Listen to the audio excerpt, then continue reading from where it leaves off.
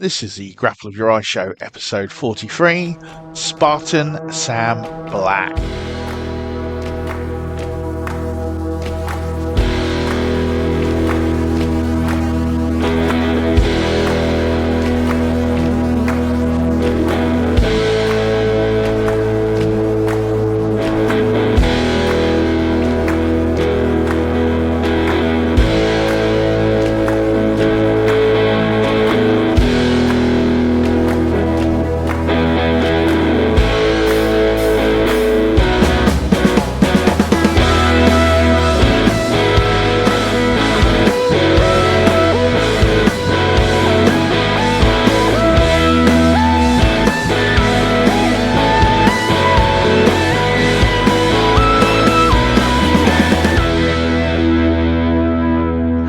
Welcome to the Grapple of Your Eye show. I'm your host, Brett Summers, and joining us today, he is the four-time New Zealand heavyweight wrestling champion. Please welcome to the show, Spartan Sam Black. Welcome, sir. Brett, thank you very much for having me, sir. I appreciate it. No problem at all. Now, the first question we always have to anyone when it's their first time on the show, where did it all begin for you? I like that question. Because normally you get asked, how did you get into wrestling? But normally for most people, there's, a decade before that really starts your journey. So I really like that question. I'll tell you where it started for me. It was the mid 2000s. I wish I could remember the year and I wish I could remember the match. But I was flicking through TV channels and I saw these two people fighting and I thought I'll sit and watch this thing. And it got really, really interesting. Like it wasn't just a fight. It was so much more than that. It got really dramatic. And I remember the finish being the ref got knocked down, and then one guy kicked the other guy in the head, and he fell backwards into the pin. And the ref counted, the pin for one guy, and then the second ref got in and said, no, the other guy's shoulders were down. And so it was this big, like, schmoz finish. Yeah. And I was just mesmerized. I was like, what's just happened? To this day, I don't know what match that was. It was someone of like John Morrison versus CM Punk type of people, that type of build and sort of character. But I can't remember. I've never found that match. But I just remember watching. That was the first match I ever saw, and I was just captivated by it immediately. So I would have been about 7 years old, I think, and that's what got me hooked. Okay, and where did that take you then? So at 7 years old, you've seen this. You're like, "What's this? I've never seen this before." Where did you go from there? So I wasn't really allowed to watch wrestling as a child. This probably when I was about seven, that would have been about 2005. So that was sort of after the peak of the Attitude Era, and wrestling had a lot of bad publicity. Oh yeah, Yeah, and I think especially in New Zealand, there wasn't any good publicity for it. So all we got was bad publicity about wrestling. So I wasn't allowed to watch it. So I'd have to stay up late at night, and I'd have to, wait till my parents weren't home or weren't in the room. And then as soon as they walked in, it was no, turn that off. You're not allowed to watch that. Damn. Um, but I think that is what made me so much more interested in it, was the fact that I was told, no, you're not allowed to watch that. yeah. And then when you're a kid, you go, well, I've got to find a way to watch it then, and it sort of pulls you in even more. And I think until I turned, it wasn't until I was about 15, I would get told you're not allowed to watch that. It wouldn't stop me, when you get to that sort of age, but You're allowed to watch it now. yeah, I get away with it these days. Yeah. Um, That's good. yeah, and so that sort of carried Where did on that until take you then? So you're being a fan, you're watching it, but obviously, like as you say, you're in New Zealand, WWE and etc. is in America. How does this join up to you? Is there things going on? Do you discover or? yeah, so I'd never seen wrestling in New Zealand. I didn't know it existed. And then when I turned 18, or just before I turned 18, I was thinking about going to university. What am I going to do with my life? And I just plugged in Google one day, Wrestling New Zealand, and I found a couple of schools. One was in uh, Auckland, which is sort of the North Island, and one was in Wellington, which is the south of the North Island. And boom, I hatched a plan. I was going to university anyway, so which one of those cities was I going to move to so that I could wrestle? And I decided to move to Wellington, and I joined a school called NZWW, New Zealand Wide Pro Wrestling. And yeah, that was where I started. Uh, What were you going to study at uni? I studied biology. Well, Um, I just wondered if it might have complemented or went together. So it does a bit. well, yeah, in some ways it does, yeah. Yeah. No, I did that for a year, and I think I just knew I wanted to wrestle. So I decided to leave after a year because I was just like, it's not what I want to do. Yeah. Uh, and then yeah, I ended up, but yes, I mean, how far into this do you want to go? Because there's a lot of stories I could tell about NZWW, which Just going to say, so you've watched it on telly, it's something you want to do, and we've all got that moment there, but then when you actually get there and that first walk into the gym or that first thing, can you remember that first moment, that sort of first session, or that, you know, how you got in contact with them anyway? Because emails are great, but when it's face to face, it becomes a different, suddenly it's real and you got to do it. yeah, yeah, absolutely. I remember emailing the school and saying, hey, I'd love to come and train with you guys. What's the deal? And I got an email back from a guy named Martin Sterling, and he said, "Yep, cool, come along. This is the address." Yeah. And I remember going, "Oh, awesome! I can't wait." And I put the address in on Google Maps, Street View, and I just kept thinking, this has got to be wrong. It's got to be wrong. It's just a house. I'm like, there's no facility, there's no gym, there's no warehouse. No, I mean, well, there's got to be something wrong. And I replied to the email about three times saying like, can you just double check, send me the address? And he's obviously getting annoyed with me going, yeah, this is the address, come along. Anyway, the Wednesday night or whatever comes along, and I take a train out to Molesworth Street. Um, and I'm walking down the street and I come to the number and I can just hear a little bit of banging and crashing, sort of coming from the backyard. And I walk down the side of the house, and sure enough, there's a wrestling ring set up. And I think it was in a shed in the backyard, and yeah, I was a little bit taken aback because I thought it would be something a bit different. And initially I was a little That bit, I before. wouldn't say disappointed, but I was a bit like, oh, this is a little bit low rent, a little bit, so, but then once I started training with the guys, you're like, oh no, like these guys know a whole lot about wrestling. So What it's was it like then? Because obviously, I mean, everywhere's got a scene of it in some level or some style or whatever. What was it? Because again, you've watched WWE at this point, and maybe I don't know the other shows that are on, and you've gone in there. What was your sort of expectation against maybe what you're getting taught? I mean, what was it? Were you expecting to go in? A lot of people just want to go in and start doing moonsaults or something. Like what was the sort of what was it like, from that fan watching it? Okay, you're here now. You can see this ring.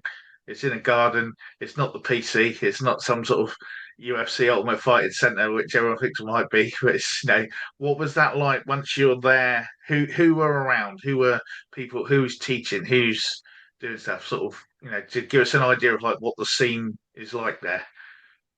yeah, well, when I started, it was 2017. I started.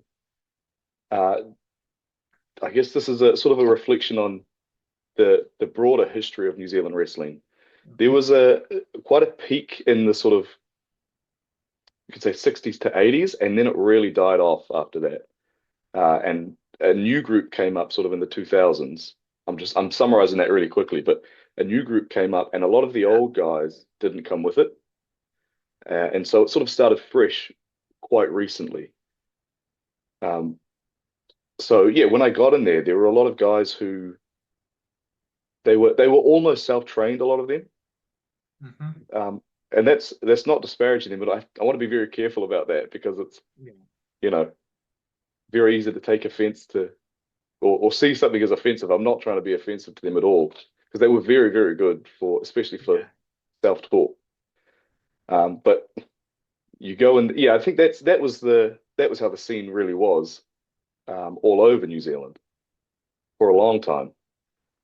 But I've lost my train of thought there. What was your your original Yeah, question? you was just saying like so to being a fan to now you're doing it. What was the style like? Because you're used to watching like the American shows and whatever else is on TV. I mean WWE mainly, and then you're here. You're in New Zealand. You know, were there people around? Like I say, were there veterans around? Were there? What was the training like? What were the? Did it have its own style? What was the sort of what were you learning as you started? Yeah, it was a very Americanized style, I would say. Mhm. Like a lot of what you would see on TV is what you would implement. Um, I remember my first training, I didn't step in the ring. That's another I would say a very good part of New Zealand wrestling is you learn respect for the ring. Um, my first training, there was yeah, you didn't step in the ring.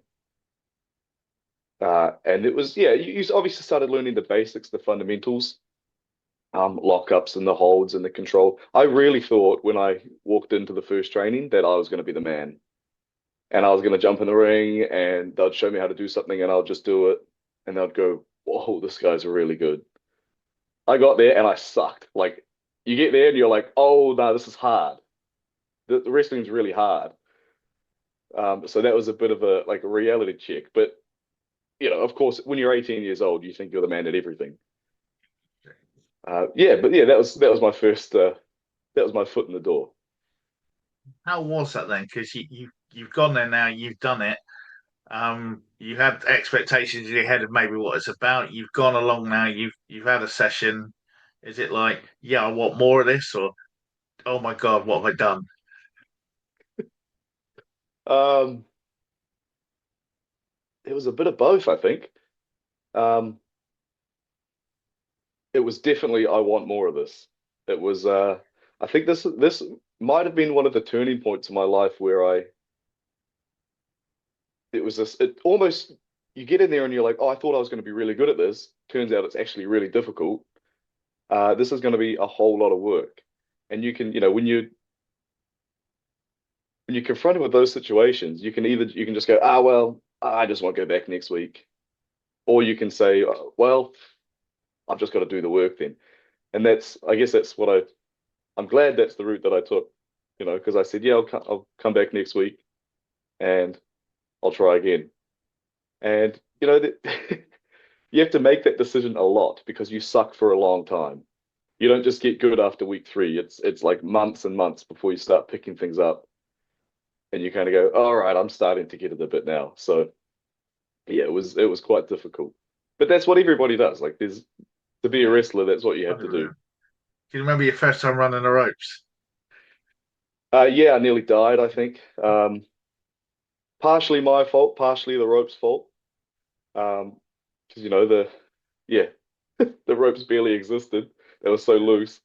But yeah, that's one of those things you see on TV and you go, oh yeah, easy, you just run. No, it's another one of those things where you're like, Like, well, yeah, what have I got myself into? Like I thought this was going to be the easy part, and it's so difficult. I remember it killing me doing it, and then we had to crisscross and all that, and Yeah. but then the next day was when it had revenge even more because you Oh wake yeah. up and like the whole side was like, why is it doing that? It's only rope. And of Yeah. course, yeah, people, yeah, the small things seem to hurt a lot, and they're the bits people don't appreciate. And they all think, Yeah. oh, he done that. That must hurt. No, the little things are the ones that kill half the time. Yeah. But yeah, so you're doing that, and then you're going back now. How is this establishing then? Are they putting shows on as well? Are you attending these? Is there something you're now working towards as this is ongoing? Yeah. So they were running shows sort of once every 4 to 6 weeks in ZWW. Because they just had so few guys there. That's another thing I didn't mention. I think there might have been like 4 to 6 people at each of these trainings. Yeah. So there's so few people around that there was me and this other young guy that started. and they just go, okay. Like I started wrestling within 3 months because they were like, we just need people on the shows. Yeah. We'll just, teach you guys a few basic things and throw you in there, which, it felt really fun and cool at the time. But looking back, I'm like, well, maybe that wasn't a good, it wasn't a great idea. But I was very glad for the opportunity. I was very grateful for it. What were the shows like? I mean, I imagine it's just sort of small halls around and things like that from sort of the way you're saying it. Yeah, back then they were very, very small. Um, yeah, like I said, this was nearly 10 years ago now. But I Yeah. remember there was a show I think we had 17 fans there.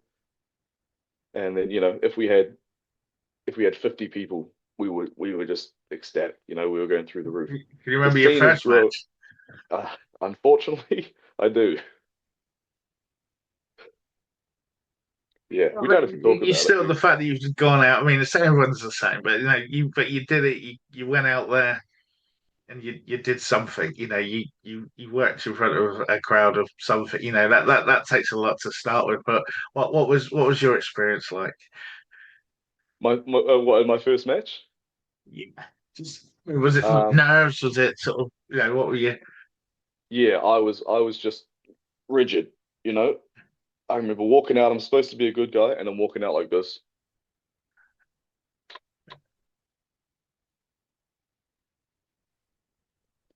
And I kind of get in the ring and I just stand there, and like my family and stuff are in the crowd and they're kind of like they don't know if they're supposed to clap or not, or. And we opened the show. That's right. Me and this other guy that was debuting, we opened the show. Terrible idea, but yeah, the match was actually not too bad to be honest. But it was everything else, the moves and stuff. It's a great example of what actually is important about wrestling because the moves and stuff we all did fine, but like especially me as a character, as a personality, must have been so boring to watch because I just had no facials, like nothing really going on. It was just kind of watching moves, and yeah, it was. No, I was gonna say I'm not proud of it, but I guess I am proud of it. It's Um, a lot. I mean, a lot of people don't get to that point. You know what I mean? Even for whatever mm, circumstance they're where they're training. Some people they get to that bit and then they bottle that first match or they can't do it or whatever. So, getting to that point is however you got there, I think is always, it's something to tick off. At least you've done it. If you don't ever do it again, at least you've done it once. You've got to that point and you've done it. But you keep going. So how do you develop from here then? What are you just working with these guys? Are there other people around now? Because, like you said, if there aren't many people wrestling, are there other shows that might be going like, "Oh, I hear you guys are about. Can you come and wrestle for us as well?" Or how's that scene? And what's that scene like as you're going? Well, obviously, politics is politics, but now what's the sort of? Are there other companies around, sort of thing, at the time? yeah, so like I say, I was living in Wellington, which is Mhm. an 8-hour drive from Auckland. Auckland is the next closest city with any wrestling shows going on. So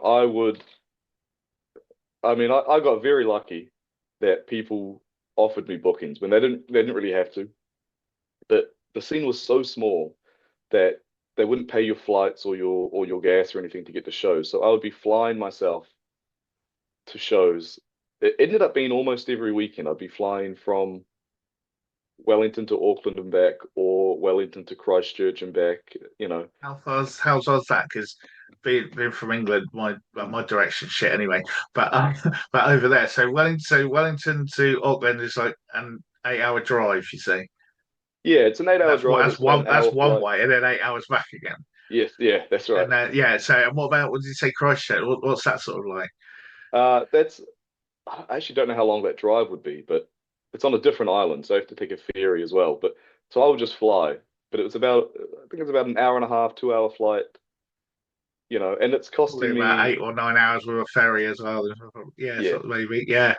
yeah, yeah. But And I'm paying it all that's myself. your stops. That's your circuit. So that's the Pretty, yeah. pretty much, yeah, pretty much. But this was costing me like sort of anywhere from like 100 to 200 pounds a week just getting there, and then often wouldn't get paid for the shows or you wouldn't get paid very much. Yeah. Not And I two think I hundred just pound a did that hit. for No, long enough. What's that? I said not £200 a show at least. Anyway, no. Yeah, Oh yeah, no, man, definitely not. But yeah, it just got to the point where I said, look, it's getting too much. Why don't I just go to where the wrestling is? So I ended up moving to Auckland. This might have been after a year, 2 years or so. yeah, Yeah, and yeah, so I got in with everybody in Auckland, really. I was very lucky. Yeah, I was kind of working every show in Auckland. And Auckland, I think at that time was at a point where there was a show almost every weekend. oh, Um, Now, just because of the market in New Zealand, there's no such thing as a weekday show. There's Saturday night shows basically, and you might get a Sunday show, but it's Saturday night is wrestling night. There's kind of nothing else on. So if you could do 4 matches a month, that was you're doing pretty well. yeah. Yeah. So and I was very lucky that I got to do that. And who else is around at this? Is there anyone we might have heard of, or any names that are around now that to look out for? I'm just sort of trying to get an idea of like what the well people coming over for one-offs, or like over here we get someone to fly in here or there and do a little appearance or whatever. What was it that sort of scene at this point, or is it still sort of as low as it was in Wellington, sort of thing? There were a lot more wrestlers and there were more companies in Auckland, so the pool was a lot deeper up there. In terms of people coming over, it didn't really happen. It would sort of happen with Australian wrestlers from time to time, Yeah, but just because New Zealand's so far away from everywhere, that it's just. I remember Will Ospreay came over once in 2017, and that was obviously a big deal for us because he was yeah, yeah 2017. That was really like when things were starting to pick up worldwide, um, especially when it comes to independent wrestling, especially. So having him come over, I think he came over and did a show right down the bottom of the South Island for SPW, and I think they sold something like 1,500 tickets to a stadium show, and that was just unheard of in New yeah. Zealand, and that was I don't know if that's been done since in New Zealand, but then nothing really came off that. Um, Obviously the scene has grown since then, but Yeah. it's just because it's such a small market, it's so difficult to build things. No, no, fair enough. Fair enough. So, what about yourself then? Are you building yourself now? 'Cause you're saying you're in with all these people now. You got a couple of years under your belt now. You're working around people. What is happening with you at this point then? Because I mean, as I say, there was a few championships along the way, sort of thing, and as we mentioned at the intro. But how are you climbing the scene? I guess. Yeah, I think it was just I was never like a prodigy or a superstar or anything. It was just a slow build and just a grind. I just became obsessed with wrestling, really. Like when I moved to Auckland, I started training with Graham Hughes, who grew up in Portsmouth, started wrestling in Portsmouth for FWA. He moved over there well, he moved over there before I started wrestling, but I moved up to Auckland and started training under him. That's really, I think, where my work started to pick up. I learned Okay. a whole lot from Graham, about in-ring stuff and about uh, whatever you want to call it, politics or interpersonal relationships within wrestling or I like it. Yeah. negotiating, situations within wrestling, your behavior backstage and that sort of thing. And I mean, yeah, I think that's really, really where I got my spark from. And then I mean, like I said, I started wrestling with everybody in Yeah. Auckland. Um, and I was very lucky that I sort of came in at a time where the scene started to just very slowly balloon and get bigger and bigger and bigger. And you get companies like IPW, sort of I'd say it's the biggest company, probably the biggest company in the country, um, based in Auckland. And I think, sorry, I just need to think about this. That's I think okay. it was right as I got there,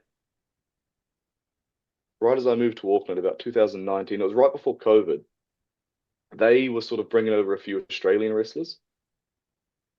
And so that was sort of helping to build the scene a little bit and drum up a bit of interest. And since then IPW has just grown and grown and grown. And if again, you can say this about the scene as a whole. If you look at where they are now in 2025 compared to pre-COVID, it's like a different beast, you know? Yeah. It's so much bigger than what it used to be. It's so much more professional. It looks better. The wrestling's so much better. And that's reflected with Yeah. uh, ticket sales. But the issue is that it's such a small market, like I said, it's just such a small country that there's shows that should be getting 250 people that are getting 70, and there's shows that should be getting 800 people and they're getting 250.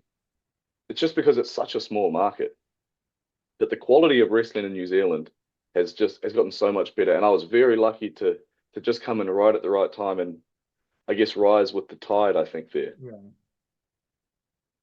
How does that then? So you're coming to the top of what's going on over there. But now you're in the UK. How did this come about? Was it a booking and you didn't go back, or was it what made you sort of take that leap? Because it's a bit. I mean, had you gone anywhere else before that? So this is right after COVID. I think that changed. It just changed the way I thought about things a little bit. Those lockdowns and everything. I just couldn't shake the feeling that I was wasting my life. You know, when you're stuck inside for 6 months or whatever it is, Yeah, you go, "Oh man, I'm wasting my life," and then you get out and you're kind of free again. And I just had this feeling of, what am I actually doing that's different to just sitting inside? I still felt like I was wasting my life. So on a little bit of a whim, I booked a plane ticket, a return ticket to the UK for a month. And with the help of Graham Hughes and a lot of other people, I came over just for a little stint and just did some training. I got a few matches in.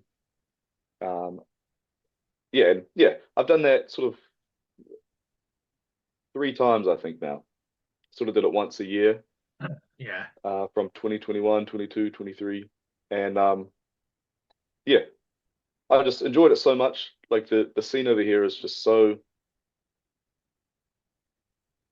it's hard to put into words how it's different, but I really what I think it is the history. The UK has kept the history of wrestling. There was never, like I said, Okay. New Zealand wrestling kind of dipped and disappeared for a bit, and then it came up again.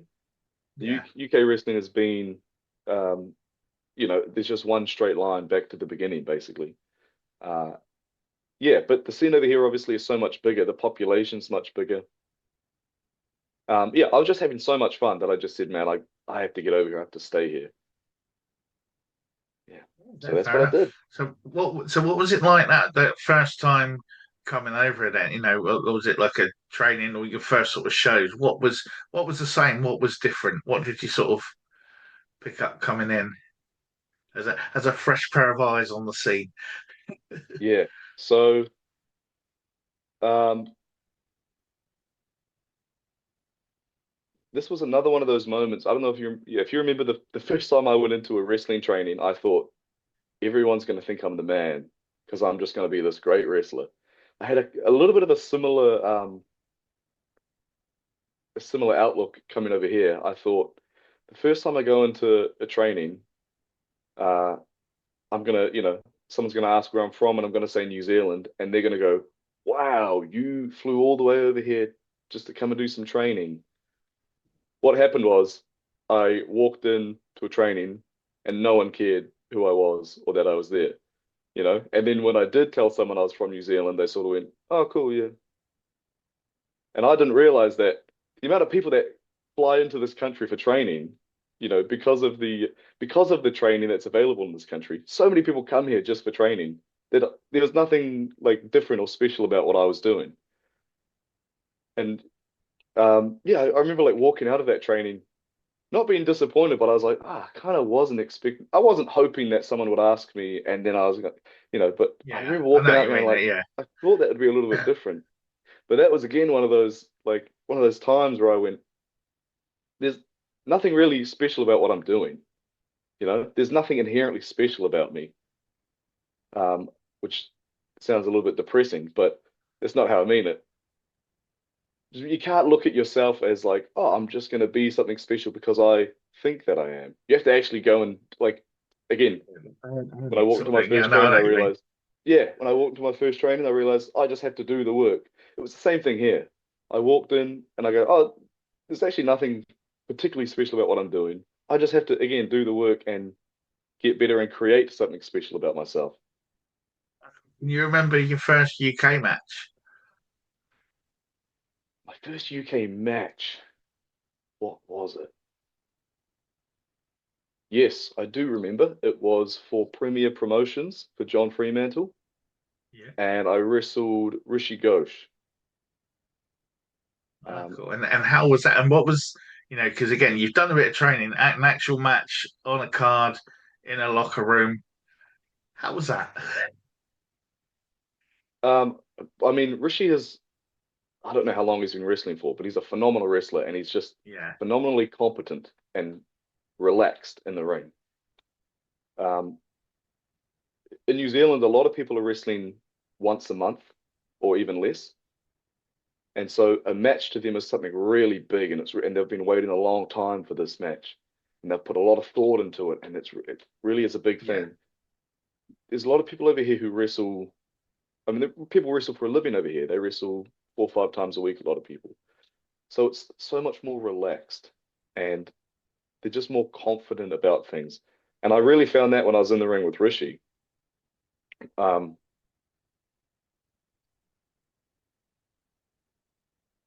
yeah, What I about don't sort want of to give like away too many secrets, but something happened. Like I said something to him, and he's like, "Why are you telling me that?" Like, and just his reaction of him going, "Yeah," his reaction was sort of, "Why are you bothering to tell me that?"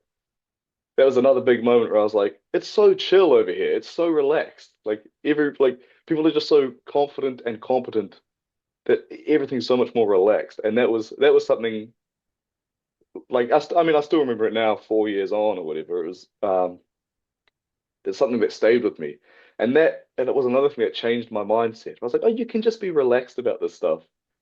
You don't have to be like really."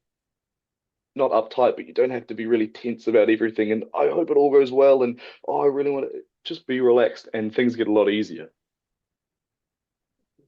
So you're over here now. You established yourself.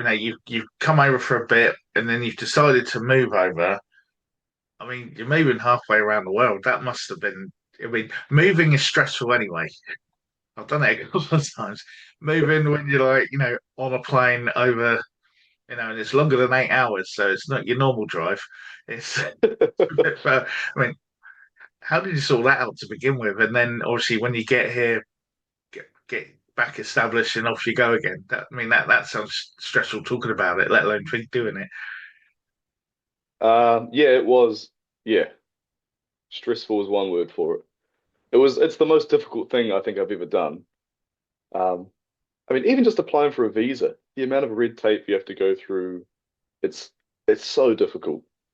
But then, you get the visa and then you have to kind of break the news to everyone, hey, this is what's happening.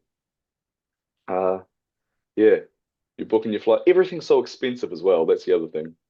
Your visa's expensive, your flight's expensive, your accommodation's expensive. Yeah, we like Just doing that over here. I'm putting tax on anything. yeah. And then so my initial plan as well was I was going to be staying with a friend for a few weeks or something while I sort of found my feet. That ended up falling through about 2 weeks before I left.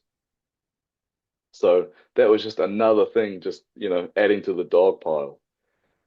Uh, Yeah, but I was very, very fortunate that I got a job I started the job within, I think, 4 days of landing here.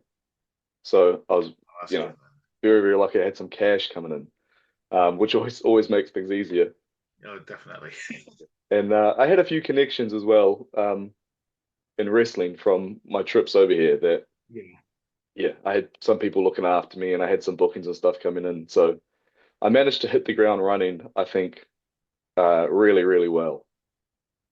So what is your sort of routine now then? So you're over here now, you're an active wrestler now on the British wrestling scene.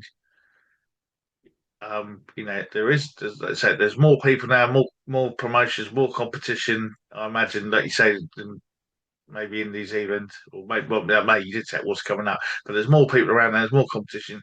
What are you doing now to keep yourself in shape, get match ready, that sort of thing? What's the routine of a British wrestler or a wrestler on the British scene, shall I say? Sorry, what are you needing to do to keep in shape, keep fit, whatever?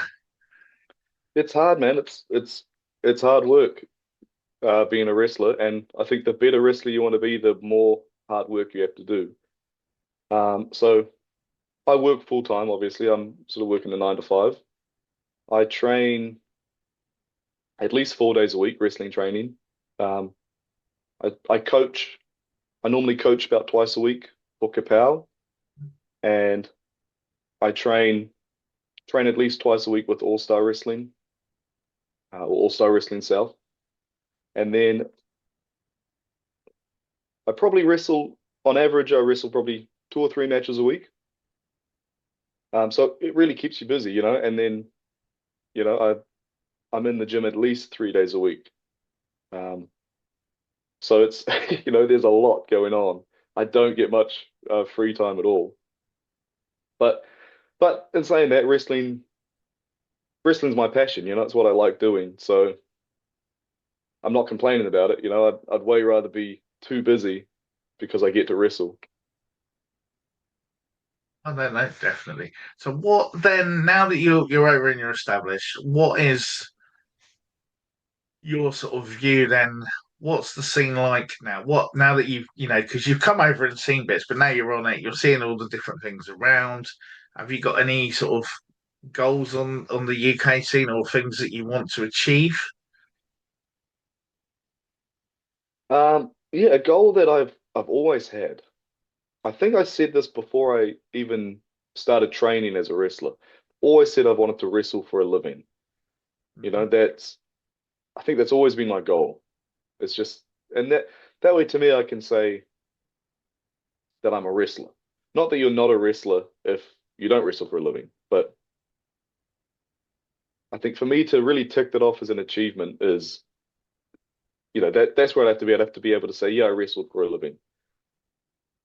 Um, Aside from that, I love wrestling and I just want to get better at wrestling. I want to get better every day. And I think that's my goal every day is to just try and get a little bit better. Yeah. So I guess that's something I think about all the time is what I'm about to do is this going to make me a better wrestler? That runs through my head so many times every day. Is this going to make me a better wrestler? And sometimes I listen to that voice, sometimes I don't, but I think that's always in my head. So you mentioned about coaching.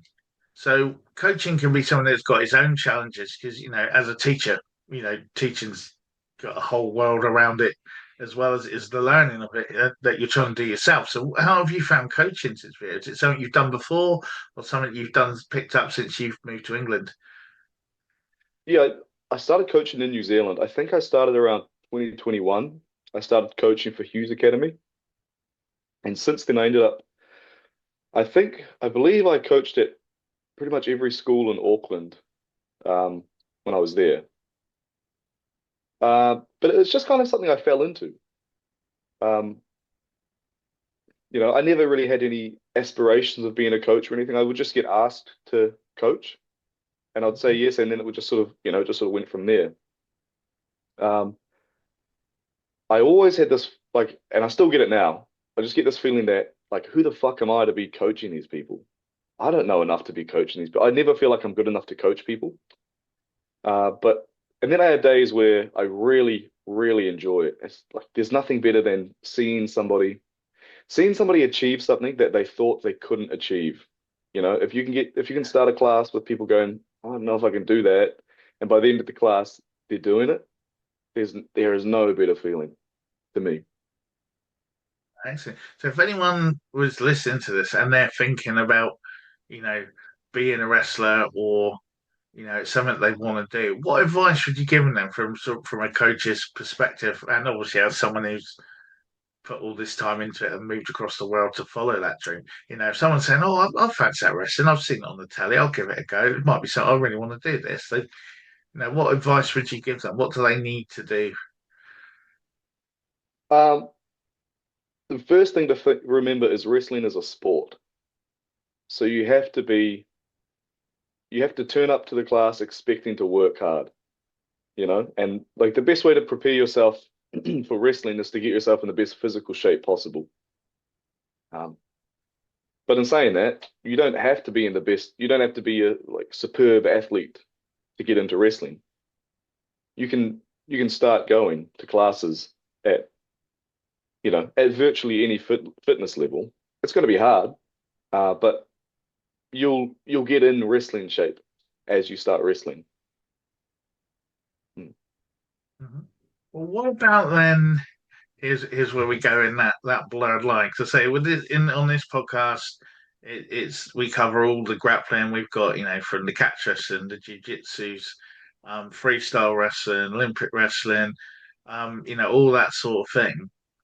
With pro wrestling, it often remains the sort of unwanted stepson in the locked away sometimes in the grappling sport because of the I'm going to say it the fake shadow that is cast over it. What would be your advice? Because some people, and I've seen it myself over the years, people have turned up at the training and then been surprised that it hurts Yeah. because it's all fake. What would you say to that? Because people watching this might be going, yeah, I do jiu-jitsu or I do this, that what they're doing, it's all fake anyway. It's not something that, you know, they all go and have a beer afterwards or whatever. You know what I mean? You've heard it all yourself probably over the years. What would you say to that in comparison to like, the other sort of grappling arts? Wrestling's predetermined, but it fucking hurts. So And, yeah, and come up, again, the wear and tear of it, like you're saying, and the amount that you do in a week or in a time and that as well. But yeah, sorry, carry on. I've interrupted. yeah, no, I mean, you're exactly right. Wear and tear is one thing. Um, Injuries happen. Like you were saying about running the ropes, you think, oh, you're just running back and forth, but you wake up the next day, you've got bruises all down your back, you know, um, someone picking you up and slamming you, that hurts, you know. The longer you wrestle for, yeah, you get a bit more calloused and it hurts a bit less, but it still hurts, and taking in it's taking a toll on your body every time. Every time you take a bump, every time you land, it's always taking a toll on you. That's what I always said to it as well. I mean, all those holds come from somewhere. Yes. Maybe a sleeper hold isn't on as hard as it could be in, say, a UFC match, but it's still, they're not all there just to look pretty. Yeah. And it's Those an things art do. form. It Yeah. it really is an art form because a really good wrestler will put that hold in, and if they want to, all they have to do is move an inch and it becomes very, very real very quickly. So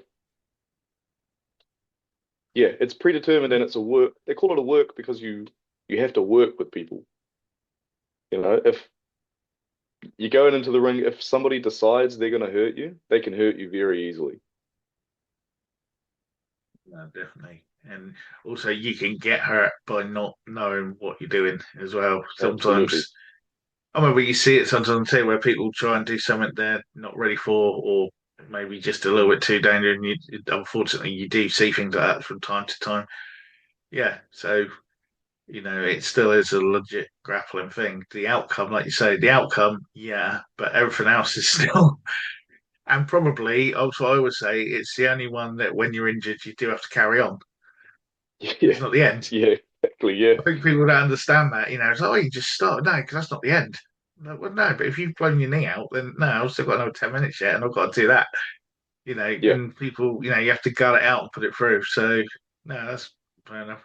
What about then? Okay, so you're over here now. you're doing all this. That's great. What's in the future for the Spartan? What are those? What's on your bucket list? What are those future goals? Um, Man, I really just like to I don't know if I have any real specific goals, you know? I mean, obviously wrestling for a living is sort of the broad goal, Yeah. but I'm a real take it as it comes sort of a guy. I honestly believe if I just keep working hard, opportunities eventually will come to me. And opportunities always seem to come from just the strangest places, you know, the places you least expect. So I don't want to I don't want to focus, you know, I don't want to be laser focused on something over here so much so that I miss something that's right here, Nice. you know. Always So I like to works. just keep my eyes open and just see everything that's around.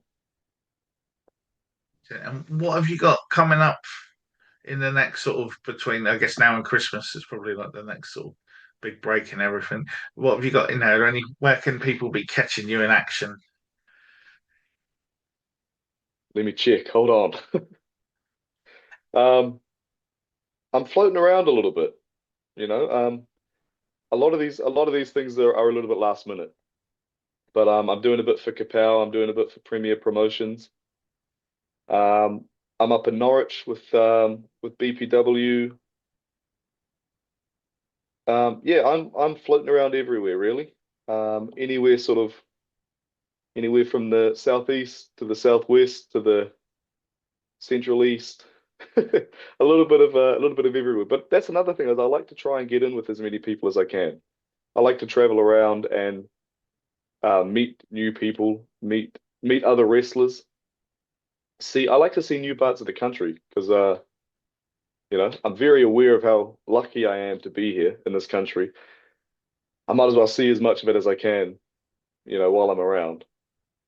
No, no, definitely, definitely. I mean, that's one of the good things about it, is the travel, so you get the chance to see different things in different places. So no, that's really good. Yeah.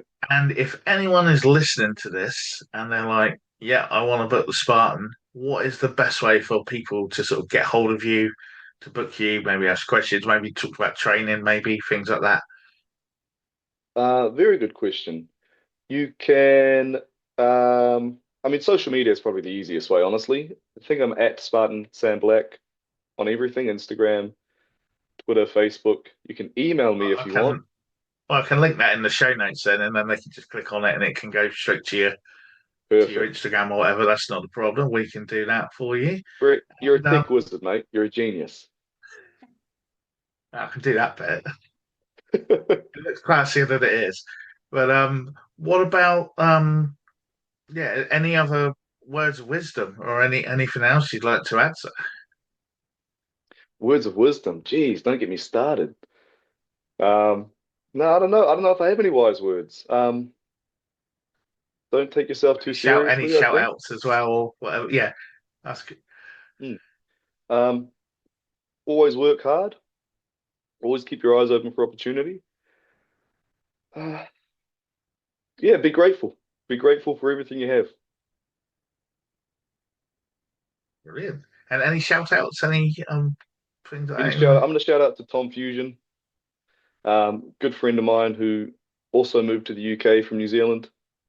Um, Very sadly had to put his career on hold for a little while. So he's moving back home for a bit, but I'm sure we'll see him again.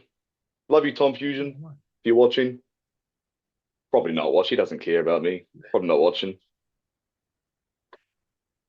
Oh, that's sad Hmm. to hear that, but hopefully he'll be back fighting soon then. And yeah, okay. Well, thank you very much for joining us this week. It's been really cool hearing like the whole journey of it, really, because I think a lot of people when they watch wrestling, the whole behind the scenes part of it is something they don't get. And I think with TV nowadays, where every venue looks the same, people just seem to think it's in the same place every week. They don't get the hours that go in and the grind behind it and having a job, doing other things as well, and like training and, that having all these matches in a week that do Honestly, take man, their. I honestly feel like I live a double life. because I go into the office, 9 to 5, Monday to Friday, and then Saturday morning I'm in the car with like you and Flatliner, driving down and like it's just mayhem, Yeah, absolute in deep mayhem. intellectual debates. Yeah, yes, yes, yes, of course. But you go into a wrestling locker room and wrestlers are wrestlers wherever you go, Yeah. and it's mayhem, And then you compare that to working in a sort of a corporate environment or whatever you're doing. It really feels like a double life. That's my favorite part of wrestling, I think, is being in a car or being in a locker room. Well, the fun bit. Has anyone in your by day life discovered your secret identity yet? They're like, wait a Yeah, it's minute. happened a few times actually. I had one Uh, once when I was working at British Gas in customer relations through like the high up bit, and someone come in and went, "You're on a poster in my kebab shop." I was like, "Am I? Sure, it's me." So it's got your name on it. I was like, "Oh yeah." So that was probably that was an interesting one for me. But yeah. But how have they reacted? They like, "Is this you?" yeah, yeah, yeah. Because I don't really tell people that I'm a wrestler. Not that I hide it or anything, but I just don't really talk about it. Oh, And yeah. then, So as soon as you start a new job or something, someone's going to look at your Facebook or your Instagram or whatever, and they'll come into work the next day and they'll like they'll like shove their phone in your face. They'll go, "Is this you? Is this you?" And you go, "Oh, yeah." And the reason I go, "Oh," is because you always get the same questions. Is it real? Does it hurt? Is it all this? And you go, but yeah, and then the whole office or the whole workplace knows about it, and you're answering the same questions, all day for the next 6 weeks. that, that's the same as a school teacher now. Like every couple of years, it gets rediscovered. They're like, Right. "So I put your name in Google," and they're like that, and then it goes all over again. And then it goes quiet for a couple of years. But normally, by the time they've gone through the school, it's come up at some point. Like it's just sort Yeah. of, we found a picture of you because, I mean, that is a scary thing now. Teachers get Googled and all that. So if you are a teacher and you're listening, make sure your accounts are locked up because kids are looking. They're Yeah. bored. They got half an hour. They're looking for you. Yeah. And Good if you're advice. on a bar drinking shots in a bikini and Benidorm, then you better sort that out and get that locked down because it'll end up printed out around the school. I was I'd quite love to see lucky. you in a bikini, Brett. It was more a two-piece, so it was all right. No, but yeah, no, they do that. But no, that's brilliant. So yeah, thank you again then for joining us this week on the show, and best of luck with all your endeavours in the future, sir. And maybe we'll catch back up and go over some New Zealand history at one point because I'd like to do that, and it'd be a good one to do. But we could spend about 4 hours doing it today, so don't want to keep you too long because I know you're a very busy man. No, that's awesome, man. Hey, thank you very much for having me on, man. I really appreciate it, man. No, no worries. It is a pleasure, sir. Thank you very much. Thank you, bro. A massive thank you once again to New Zealand's own Spartan Sam Black for joining us this week. I have been your host, Brett Summers, and this week's episode is now drawn to a close, unfortunately. But if you want to keep up with past episodes or what we're doing, you can go to the grappleofyoureye.com, which is basically our mothership. Everything we've done is on there. You can follow us on social media. We're on Instagram, Facebook, Threads, X. We're on most of them really, TikTok. But the main ones really are Instagram and Facebook. But yeah, give us a follow, interact, build up your grappling circle. We are available on YouTube where new video episodes drop every Thursday at 7 a.m. UK time. There is an audio episode on there as well if you prefer that. You can also listen to us on Apple Podcasts, Spotify, Audible, and all the other podcast apps. Again, 7 a.m. UK time every Thursday, there will be a new episode. But speaking of episodes, this one is drawn to a close now. We'll be back next week with another guest. So in the meantime, stay safe and stay on the mats.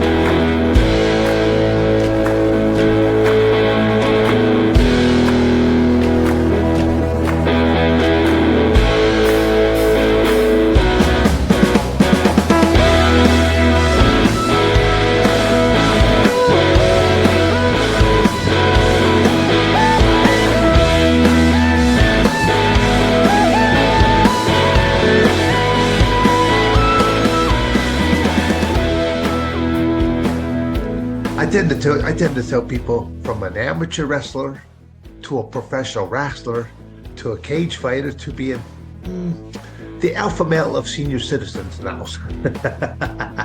I would definitely recommend BJJ. I say quite frequently, I think it's really helped Clay.